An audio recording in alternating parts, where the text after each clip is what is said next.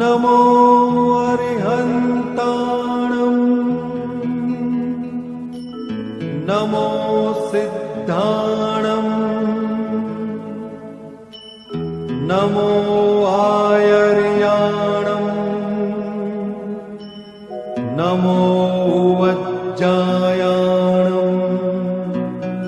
नमो लोये सव्वसाहुणम् एसो पंच नमुक्कारो सव्वपावप्पणासनो मंगलाणं च सव्वेसिं परमं हवै मंगलम्।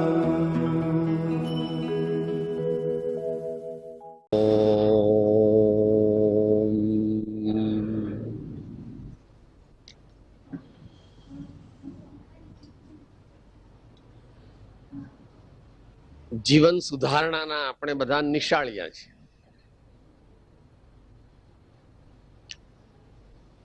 જીવન સુધારણાના આપણે બધા નિશાળિયા છીએ. છીએ કે નહીં એ પોતાના આત્માને પૂછો. નિશાળમાં બધા ઘણા જાય, એમાં થોડા તો ભણવા જાય અને ઘણા બધા તો પીરિયડ ભરે જ નહીં અને બહાર રિસેસમાં કઈ વાતો કર્યા કરે વગેરે વગેરે. એમાં આપણી નિશાળ છે, એક પીરિયડ પૂરો થયો, હવે બીજો પીરિયડ ચાલુ થાય છે, એ પહેલા આપણે સાવધાન થઈ. બીજો પીરિયડ ચાલુ થાય એ પહેલા સાવધાન થઈ જઈએ. आत्म भाव न भावता जीव लहे केवल ज्ञान रे.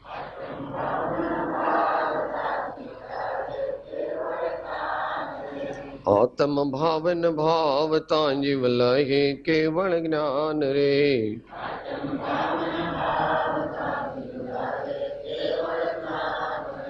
आत्म भाव न भावता जीव लहे केवल ज्ञान रे.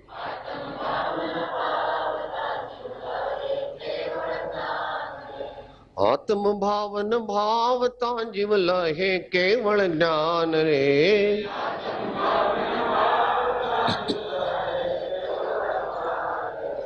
आत्म भावन भावता जीव लहे केवल ज्ञान रे.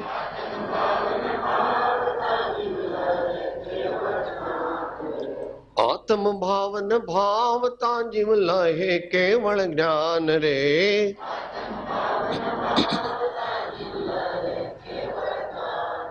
आत्म भावना भावता जीव लहे केवल ज्ञान रे. आत्म भावना भावता जीव लहे केवल ज्ञान रे. आत्म भावना भावता जीव लहे केवल ज्ञान रे. आत्म भावना भावता जीव लहे केवल ज्ञान रे.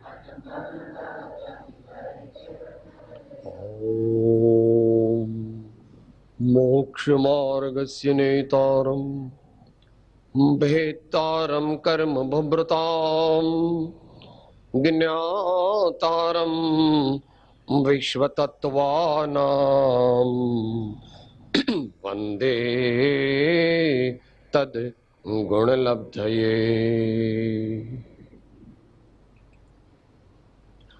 राज राज सहु को कहे बिरला जाने भेद.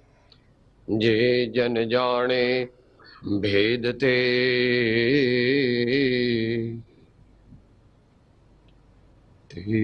करशे भाव छे.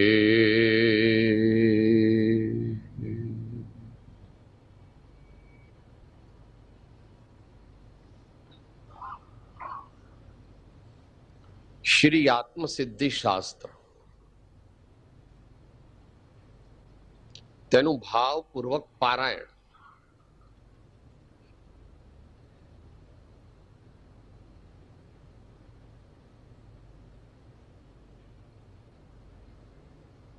ઐતિહાસિક સંદર્ભોથી અહીંયા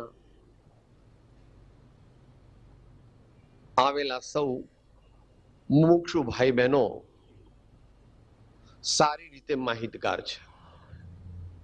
વિક્રમ સંવત 1952, આસો વદ એકમ, ગામ નડિયાદ, સમય સંધ્યાકાળ, ઉપસ્થિતિ પરમ મુમુક્ષુ શ્રી અંબાલાલભાઈ. નિમિત્ત પરમ સખા શ્રી સૌભાગભાઈની વિનંતી કે પ્રભુ આપે અમને મોક્ષ માર્ગ આપ્યો, એ ગદ્ય રૂપમાં આપ્યો છે, તે અમને યાદ રહેતો નથી, માટે જો પદ્ય રૂપે મળે તો અમને તે કંઠસ્થ કરવામાં સરળતા રહે. અને એ વિનંતીનો યથા સમય સ્વીકાર થતા આ શ્રી આત્મસિદ્ધિ શાસ્ત્રની રચના થઈ.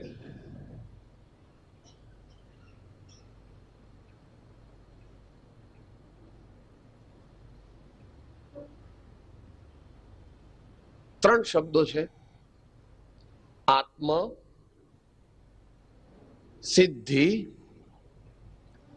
અને શાસ્ત્ર.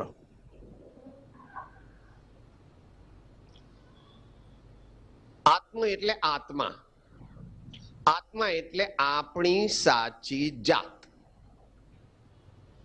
આપણું મૂળ સ્વરૂપ,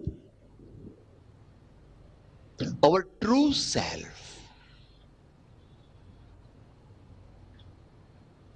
સિદ્ધિ એટલે તેની ઉપલબ્ધિ,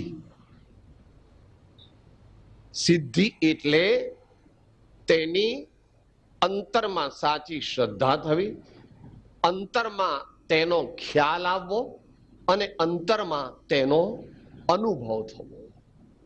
એનું નામ સિદ્ધિ. અને શાસ્ત્ર, શાસ્તા પુરુષના વચન,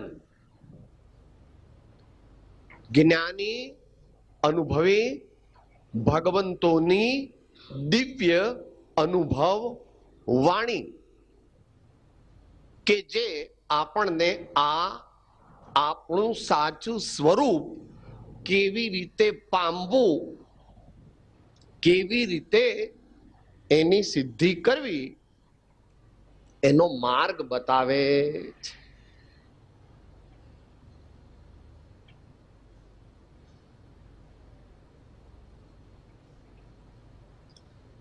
સામાન્ય જિજ્ઞાસુ છે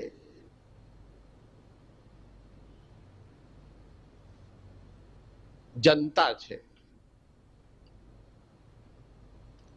એને માટે તો આત્મસિદ્ધિ એટલે કંઈક બોલવાની વસ્તુ છે, કંઈક બોલી જવાની વસ્તુ છે, કંઈક એને નિયમ લીધો છે કે અઠવાડિયે કે પખવાડિયે કે મહિને મારે એક વાર બોલવી.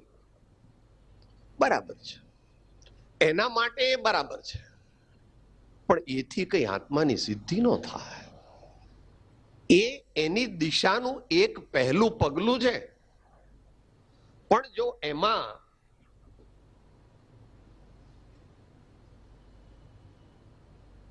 અર્થ સમજાય નહીં, પોતાના ખ્યાલમાં આવે નહીં, તો કામ થાય નહીં.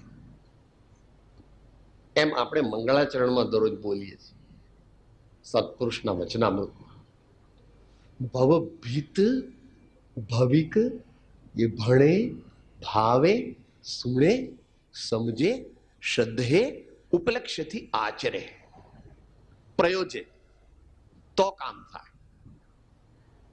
મમ્મીએ બહુ જ સારી રસોઈ બનાવી છે અને આપણે ટેબલ પર બેઠા પણ ખરા અને મમ્મીએ બધું પીરસી દીધું,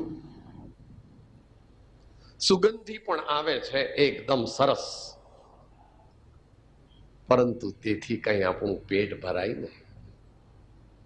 એ પેટ ન ભરાય એમાં મમ્મીનો વાંક નથી, એમાં વાંક આપણો છે કે આપણે જો એને આરોગીએ, આપણે જે ડીશ પીરસી છે એ ડીશને જો આપણે ખાઈએ તો જેટલા પ્રમાણમાં ખાઈએ તેટલા પ્રમાણમાં પેટ ભરાય. એમ જ્ઞાની પુરુષના વચનો, જ્ઞાની ભગવંતોની દિવ્ય વાણી, તે વિશે પણ આપણે સમજી લેવાનું.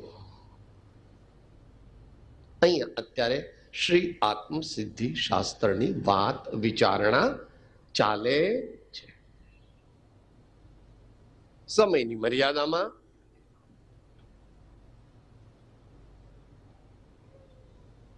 અને માનવીય માનસની ક્ષમતાની મર્યાદામાં the modern psychology states that a human mind can usually concentrate on one subject for not more than about 45 minutes. Hence, in the colleges and in the schools, we keep the lecture for a period of 45 minutes about. એવી રીતે આપણે પણ હવે યાદ રાખવાનું કે થાક્યા પણ છીએ, ભૂખ પણ લાગી છે, બીજી બધી વાતો યાદ આવે છે, હવે જલ્દી પૂરું થાય તો સારું એમ લાગે છે, વગેરે વગેરે. જેને જે ભાવ અંદરમાં થતા હોય તે કોઈ વિરલ મહાપુરુષને ન થાય તો તે અભિનંદનને પાત્ર છે, અભિવંદનને પાત્ર છે. ટૂંકમાં આત્મસિદ્ધિ શાસ્ત્રનો સાર 129મી ગાથામાં કહ્યું.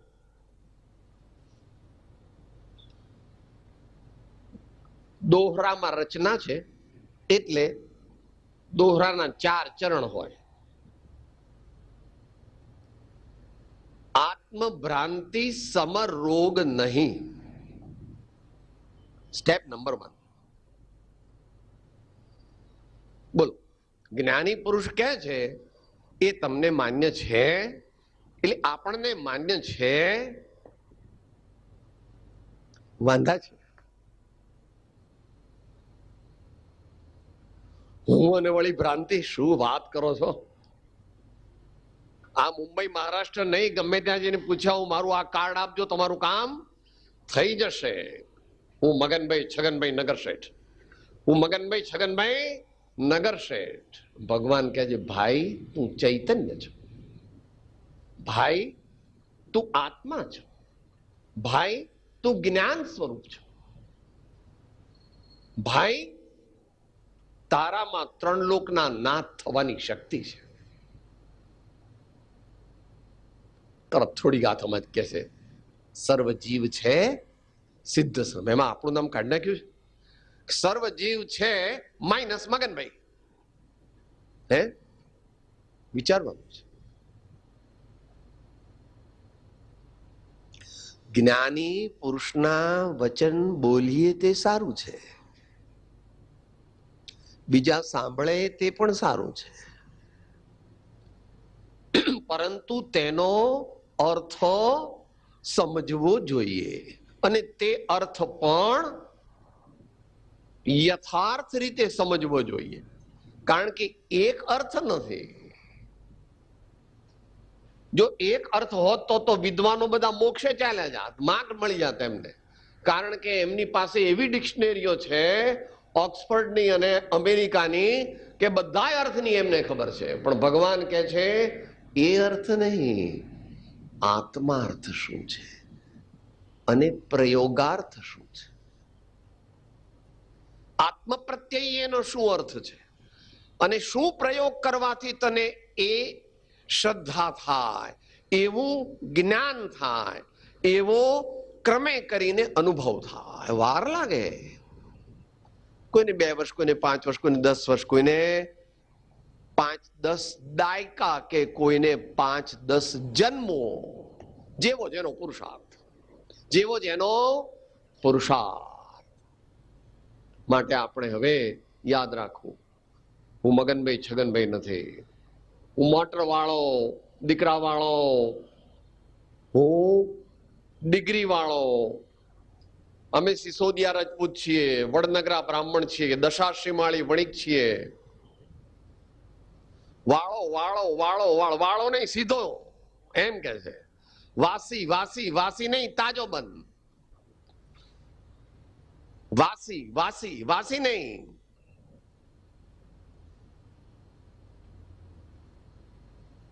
એવો રોગ પોતે પહેલા સ્વીકારવો જોઈએ. એમ ક્ષમાપના ચાલુ થાય છે. હે ભગવાન, હું બહુ ભૂલી ગયો. હે ભગવાન, હું બહુ ભૂલી ગયો. કોઈએ મને ભૂલાવ્યો નથી, હું ભૂલી ગયો છું. આપણે જે દોષ થાય છે એમાં બધાનો વાંક બીજાનો કાઢીએ છીએ કે આ લોકોએ મને ગાળો દીધી એટલે મને ગુસ્સો થયો, આ લોકો સમજતા નથી ને એટલે મને ગુસ્સો ન આવે. સાહેબ, આ અમારા ઘરમાં વહુ આવી છે ને, તે મોટા પૈસા વાળાની દીકરી છે, તો અહીંયા બહુ મોટી બડાશ મારે છે, તો અમારા ઘરમાં તો અમારા પ્રમાણે કરવું જોઈએ ને, એટલે મને ગુસ્સો જ આવે ને. કંઈ પણ આપણને દોષ થાય છે એમાં આપણે બીજાને દોષિત ગણીએ છીએ ને. ભગવાન જ્ઞાની પુરુષો કે છે, તારે દોષે તને બંધન છે, તે સંતની પહેલી શિખામણ છે. તારે દોષે તને બંધન છે, તે સંતની પહેલી શિખામણ છે. જો આપણી ભૂલ કોઈ કરતું હોય તો એ ભૂલ સુધારે તો આપણું કલ્યાણ થાય. એ જ્યાં સુધી ભૂલ ન સુધારે તો આપણું કલ્યાણ ન થાય. તો મોક્ષ માર્ગ પરતંત્ર થઈ જાય એવું ત્રણકાળમાં છે નહીં. અધ્યાત્મ દ્રષ્ટિથી મોક્ષ માર્ગ સ્વાધીન છે. અધ્યાત્મ દ્રષ્ટિથી, અધ્યાત્મ પદ્ધતિથી મોક્ષ માર્ગ સ્વાધીન છે.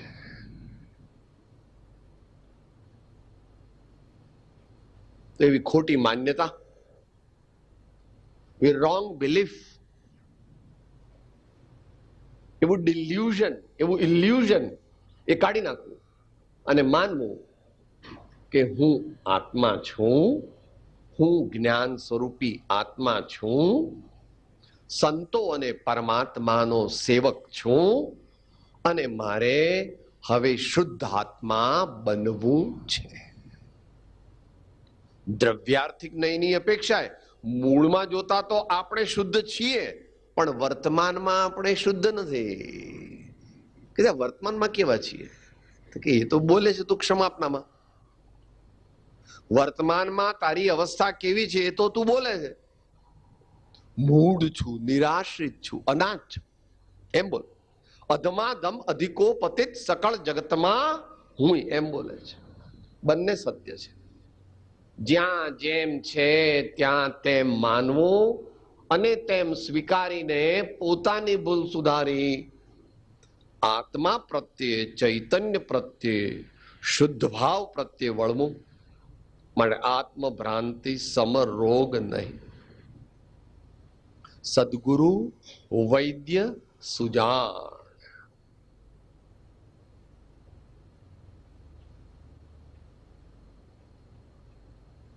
કોઈ રોગ થયો હોય અને તમે મોટા માણસ છો દુનિયાના, એટલે મોટા કન્સલ્ટન્ટને બતાવો છો કે 500 રૂપિયા એમની જોવાની ફી અને પછી બીજું બધું થાય એટલે લગભગ 5-7 હજારનું બિલ બને.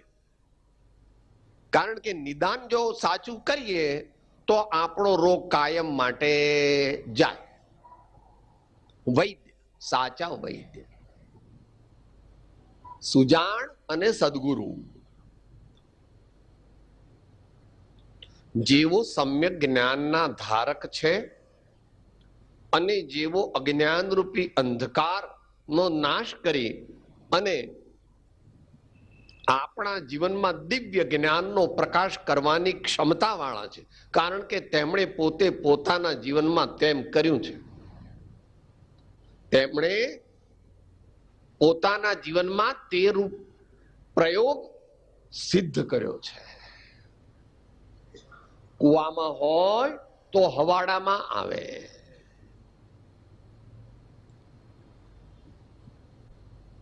આંબો વાવીએ તો આંબો ઉગે.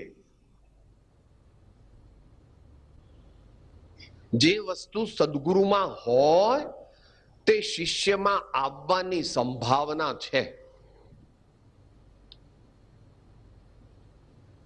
અને જો તે શિષ્ય સત્પાત્રતા પ્રાપ્ત કરે અને એકાગ્ર બનીને તેમની આજ્ઞાનું આરાધન કરે તો શ્યોરિટી તમારી દુનિયામાં તો તમને લાખ, 2 લાખ, 5 લાખ, 50 લાખ મળે કે ન મળે, તમારો રોગ તો જાય કે ન જાય, તમારું ધાર્યું દુનિયામાં થાય કે ન થાય, પણ અમારી દુનિયા જુદી છે. અમારી દુનિયામાં તો જો અમે પુરુષાર્થ કરીએ, સત પુરુષાર્થ, તો કામ થાય જ. એટલે તમારે ઘેર 2 પાર ને અમારે ઘેર 1 પાર. તમાર ઘેર 2 પાર એટલે વેપાર અને અમાર ઘેર 1 પાર. કે છે આનું પ્રમાણ આપો તો ખબર પડે. તો કે ભાઈ હમણાં 141મી ગાથા બોલ્યો ને,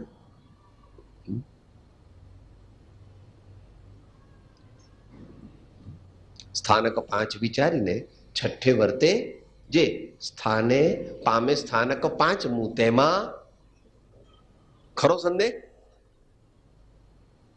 દરેક જ્ઞાની ભગવંતોએ એ વાત કહ્યું. શ્રી સમય સારાદીમાં પણ ભગવાને 415મી ગાથામાં એ પ્રમાણે કોરા ચેક પર સહી કરી આવી. પદ્મનંદી પંચવિંશતિમાં પણ એ તો વળી વધારે ઉદાર છે.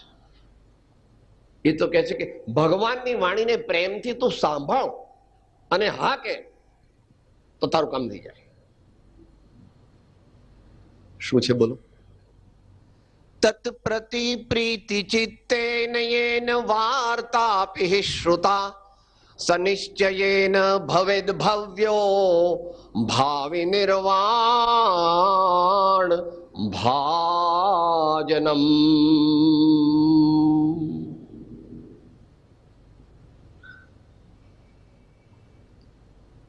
અલૌકિક વેપારી છે. આચાર્યો અને જ્ઞાની પુરુષો અલૌકિક વેપારી છે. આજકાલ એવા વેપારી થવા બહુ દુર્લભ છે. પાકું બિલ, માલ ન ગમે તો મહિના સુધી પાછો, નાણાં પાછા, ન ગમે તો બદલી આપીએ, એવા સદગુરુ વૈદ્ય સુજાણ છે. એવા સદગુરુ વૈદ્ય સુજાણ છે.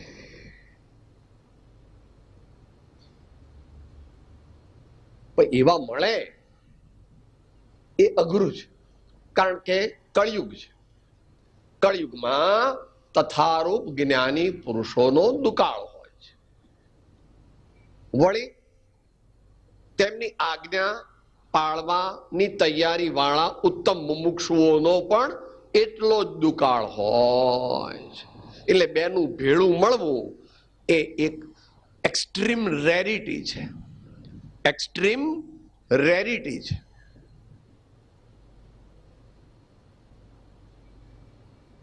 બે વાત તો થઈ. ત્રીજું ચરણ કે છે ગુરુ આજ્ઞા સમપથ્ય નહીં.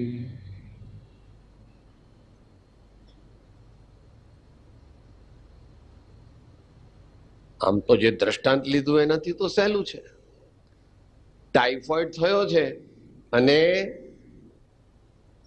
દવા બરાબર લે છે, પરંતુ ટાઇફોઇડ થયો હોય અથવા હમણાં જ ઉતર્યો હોય ગઈકાલે અને મગજ ખાય તો, મહેસૂબ ખાય તો, સાહેબ જોજો આવું કરતા મરી જશે. હજુ તો આંતરડામાં ચાંદા પડ્યા છે ને, હમણાં કઈ ખાવાનું નહીં. પહેલા તો લીંબુનું પાણી, મોસંબીનો રસ, મગનું પાણી, પાતળી છાશ એવું બધું આપજો. મહેસૂબ આપતા નહીં, મારી નાખશો કોકને. હે, આપણે જો સદગુરુએ કહેલી ચરી પાળીએ નહીં તો આપણને ભવરોગ જાય નહીં.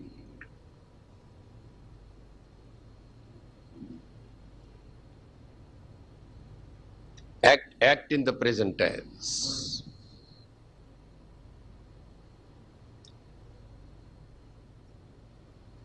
જો હું સાચો શિષ્ય છું તો હું ક્રોધ કેવી રીતે કરું? ક્ષમા મારો સ્વભાવ છે, વિનય મારો સ્વભાવ છે. જગતના પદાર્થોનું મહાત્મ્ય મને કેવી રીતે આવે? જગતના પદાર્થોનું મહાત્મ્ય આવે નહીં, કારણ કે આત્માથી સહુહીન. ગમે તેવા ટીવી, ગમે તેવા કોમ્પ્યુટર, ગમે તેવા ઈમેલ, ગમે તેવી મર્સિડીઝ રોલ્સ રોયસ, ગમે તેવા મલબાર હિલના બંગલા, ગમે તેવી મોટી મિનિસ્ટરની પોઝિશન, કે ગમે તેવું લોકોનું સન્માન, તે બધું મારે તૃણવત છે, કારણ કે તે અનાત્મ છે. પુણ્યના યોગે પ્રાપ્ત થાય તે મારું નહીં. હોય ખરું, પણ તે મારું નહીં. પુણ્યના યોગે પ્રાપ્ત થાય તે મારું નહીં, કારણ કે આત્મા પુણ્ય સ્વરૂપ નથી. પુણ્ય તે અધ્યાત્મ દ્રષ્ટિથી આશ્રવ તત્વ છે. માટે જ ભગવાન, અહીં તો મોટા ભાગના જૈન ભાઈઓ હશે, 16માં, 17માં ને 18માં ભગવાન કામદેવ પણ હતા, ચક્રવર્તી પણ હતા અને તીર્થંકર બન્યા. એમની પાસેની સંપત્તિ તે વર્તમાન દુનિયામાં ક્યાંય સંભવતી નથી.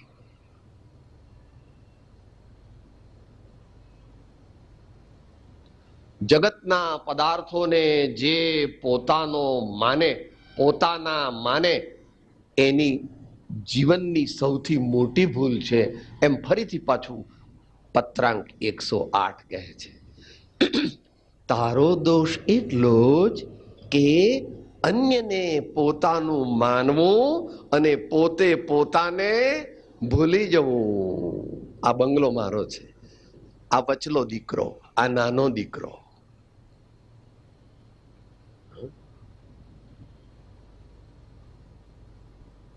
કઈ પણ ગૃહસ્થને માટે નથી. આ મારા શિષ્યો છે, આ મારો આશ્રમ છે, આ મેં શાસ્ત્રો લખ્યા છે.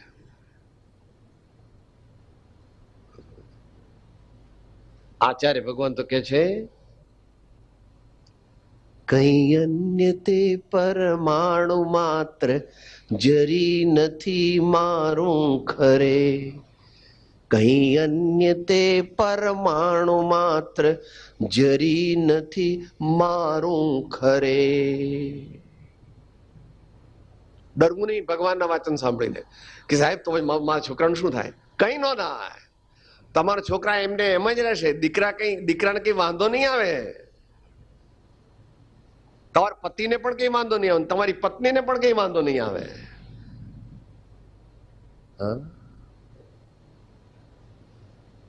આપણે તો કઈ નથી, ભગવાનને 100 દીકરા હતા. ઋષભદેવ ભગવાનને કોઈ દી સ્વપ્નમાં પણ આ મારા છે એવું માનતા નહોતા. આપણે એટલા બધા મોટા થઈ શકતા નથી, પણ આપણે એવો અભ્યાસ તો કરી શકીએ છીએ. આપણે એવો અભ્યાસ તો કરી શકીએ, અને ન કરીએ તો મોક્ષનો માર્ગ છે નહીં. જે વાટથી ઋષભદેવ ભગવાન તર્યા એ જ વાટથી આપણે તરી શકીએ એવી વ્યવસ્થા છે, કારણ કે નિશ્ચય નથી મોક્ષના 2 માર્ગ નથી. એક હોય 3 કાળમાં પરમાર્થનો પંથ, પ્રેરે તે પરમાર્થને તે વ્યવહાર સમંત.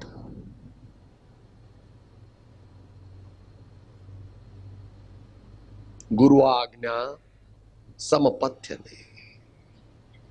જે તેઓએ કહ્યું તેવો આપણે અભ્યાસ કરવો. જે તેઓએ કહ્યું તેવો અભ્યાસ કરવો, પણ તેમની પ્રત્યક્ષ આજ્ઞા લેવી. કારણ કે ગુરુદેવને અનેક કક્ષાના શિષ્યો છે, એમાં તને કઈ આજ્ઞા લાગુ પડે છે એ તો તારે વ્યક્તિગત રીતે પૂછવું જોઈએ.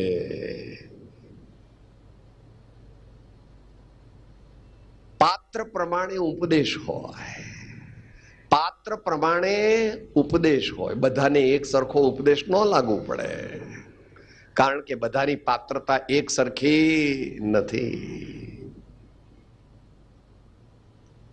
માટે પ્રત્યક્ષ સત્પુરુષ હોય તો જ તે બતાવી શકે કે તારો દોષ ક્યાં છે, કેવો છે, અને તારે હાલમાં કઈ આજ્ઞા પાળવી કે જેથી તારા આત્માની વિશુદ્ધિ થાય, તારી સત્પાત્રતા પ્રગટે અને તારી વૃત્તિ અંતર્મુખ થાય.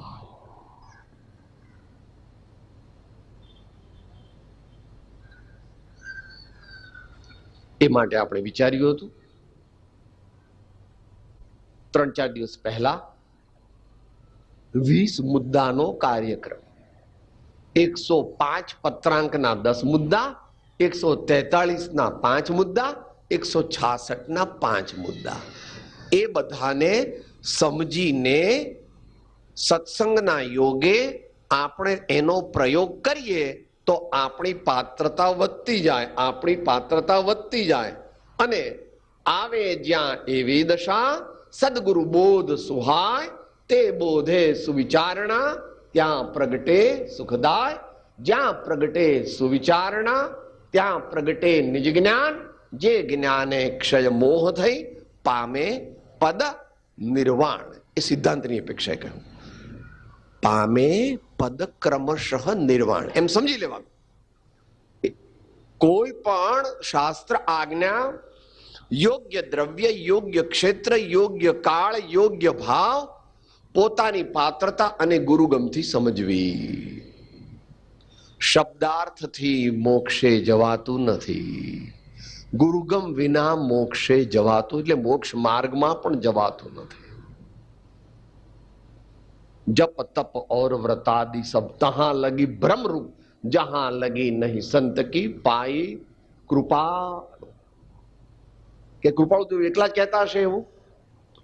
કુનકુન સ્વામીએ 5મી ગાથાની ટીકામાં કહ્યું સમયસારમાં, અને આનંદગંજી મહારાજ કહે છે 15મા ભગવાનના સ્તવનમાં, ગુરુગમ લેજો રે જોડ જીનેશ્વર, ગુરુગમ લેજો રે જોડ જીનેશ્વર. એકલા શાસ્ત્ર વાંચે, પોતાની જાતે વાંચે, ડિક્શનરી લઈને વાંચે અને પોતાના જેવા બીજાથી સમજે તો પાત્રતા તો ફાયદો થાય, પણ જે ફાયદો થવો જોઈએ તે ન થાય. જ્યાં સુધી અતિન્દ્રિય તત્વ લક્ષમાં ન આવે ત્યાં સુધી ફાયદો ન થાય. એ લાવવા માટે છેલ્લું ચરણ ઔષધ વિચાર ધ્યાન. ઔષધ વિચાર ધ્યાન, એ છેલ્લું કીધું, ચોથા ચરણમાં કીધું. કારણ કે ગુરુ આજ્ઞા સંપથ્યની એમાં ઘણા બધા ઔષધ આવી ગયા. ગુરુ આજ્ઞા સંપથ્ય નહીં, એમાં ઘણા બધા ઉપાયો આવી ગયા.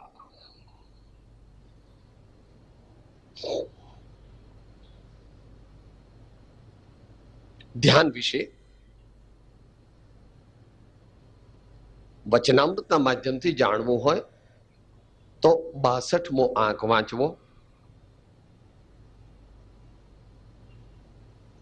અને 128મો આંક પણ વાંચવો.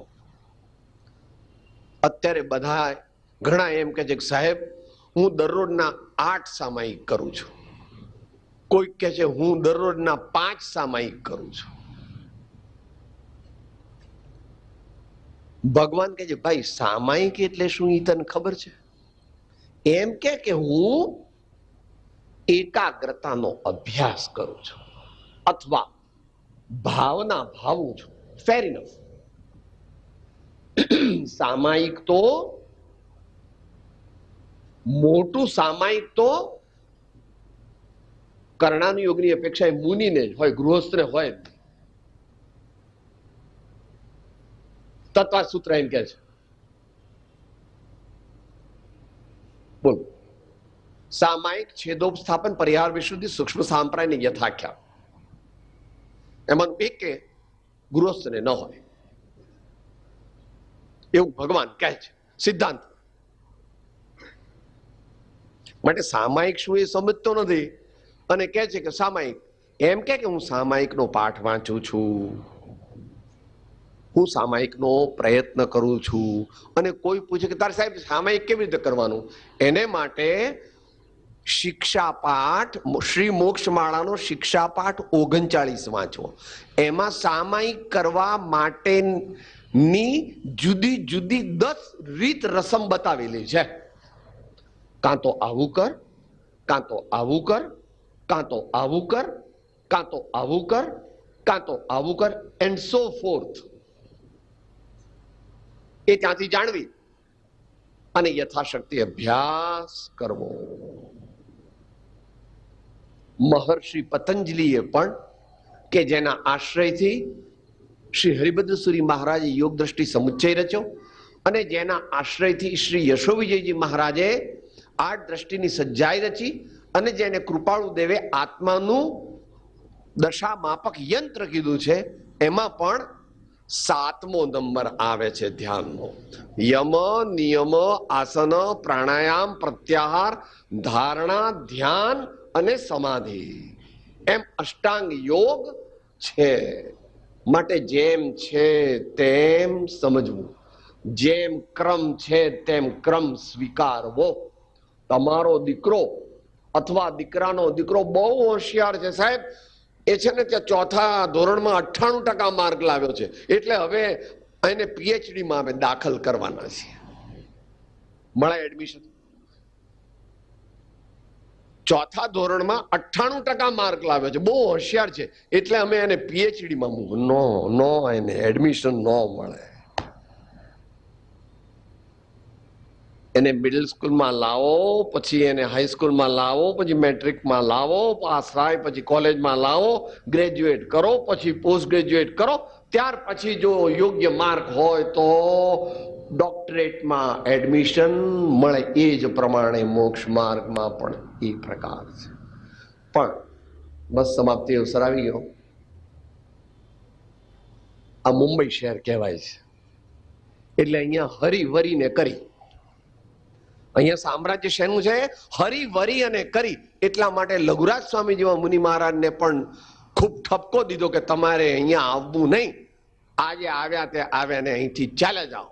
આ જગ્યા તે આગળ વધેલા મુમુક્ષુને માટે રહેવા યોગ્ય નથી. યોગ્ય દ્રવ્ય, યોગ્ય ક્ષેત્ર, યોગ્ય કાળ, યોગ્ય ભાવ. જેને આગળની સાધના કરવી છે તેને માટે આવું અતિ પ્રવૃત્તિમય અને અર્થ અને કામની મુખ્યતા વાળું ક્ષેત્ર તે વધારે અનુકૂળ નથી. ઠીક છે બિગિનર માટે, ઠીક છે સામાન્ય માટે, ઠીક છે.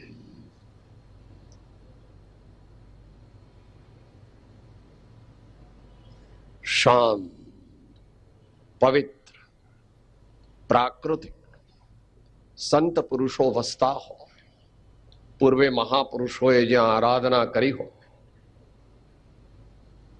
જ્યાં 24 કલાક ધર્મની કંઈક ને કંઈક પ્રવૃત્તિ સમજણપૂર્વક થઈ રહી હોય, તેવું ક્ષેત્ર તે જ આગળ વધેલા સાધકને માટે યોગ્ય છે. ત્યાં ધ્યાનનો અભ્યાસ સારી રીતે થઈ શકે. માટે કૃપાળુ દેવ ઈડરના પહાડમાં જઈને દ્રવ્ય સંગ્રહની ગાથાઓ બોલતા હતા, અથવા ઉત્તરસંડામાં ગામની બહાર, ઉત્તરસંડામાં જંગલમાં અને કાવીઠામાં ગામની બહાર તળાવ ઉપર ધ્યાન કરતા હતા. વિચાર,